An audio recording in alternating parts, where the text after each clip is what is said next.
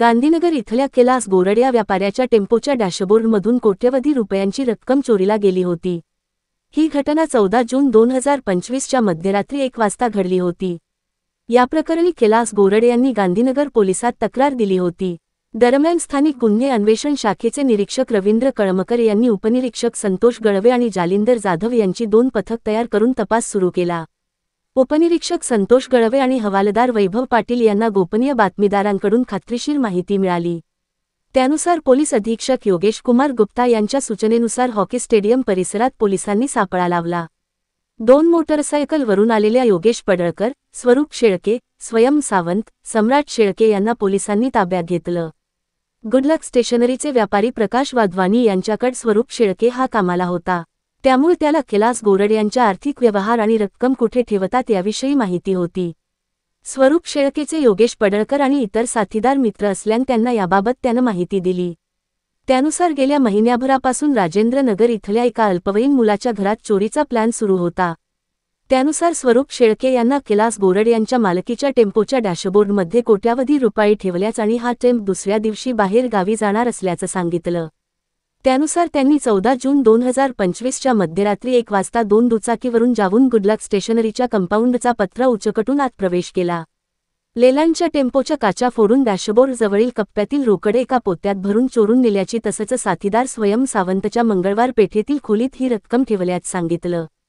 त्या खोलीतून 1,78,00,000 रुपये जप्त करण्यात आले।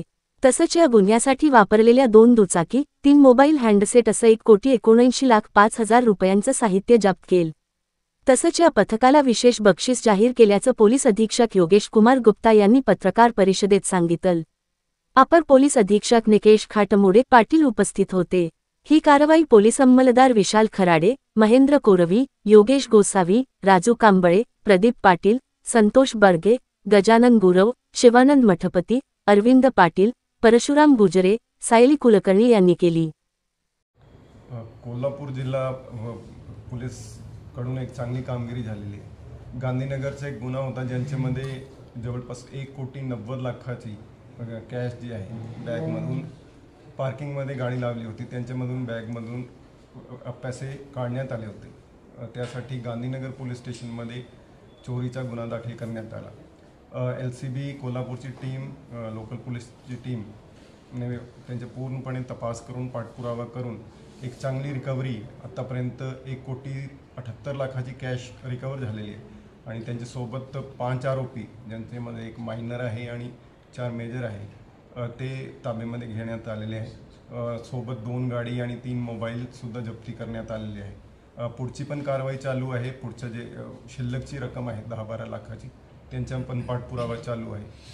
तर गुन्ह्यामध्ये 90%च्या वरची रिकव्हरी झालेली आहे आणि सगळे आरोपी LCBची टीमने, लोकल पोलीस स्टेशनची टीमने दिवसरात्री एक करून सगळ्यांनी चांगली कामगिरी केलेली आहे।